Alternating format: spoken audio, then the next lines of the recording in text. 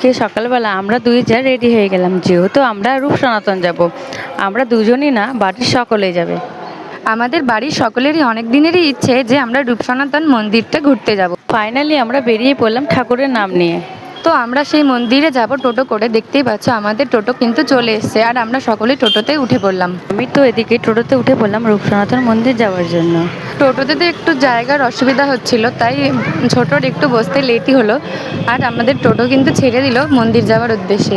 আর আমার মেয়ে তো খুব খুশি, যেহেতু ও খুব একটা ঘুরতে যেতে পায় না, তবে গাড়ি ঘোড়ায় চাপতে গেলে ওর খুব আনন্দ হয়। তাই জন্য দেখতেই পাচ্ছ ও কত খুশি।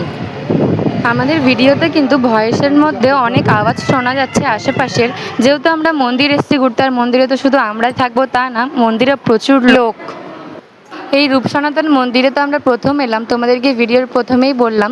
আর ঢুকেই মন্দিরটা কত সুন্দর, কতগুলো ঠাকুর রয়েছে। প্রত্যেকটাই ঠাকুর ভিডিওর মাধ্যমে নেওয়ার চেষ্টা করেছি, তবে নেক্সট ভিডিওর মাধ্যমে আরও ভালো করে সব ঠাকুরগুলোই নেওয়ার চেষ্টা করব। তো এই রূপ সনাতন মন্দিরে আমরা কি কি করলাম বা এই মন্দিরে ঠিক কী করা হয় সবটাই জানতে হলে আমাদের নেক্সট ভিডিওতে কিন্তু অবশ্যই নজর রাখতে হবে।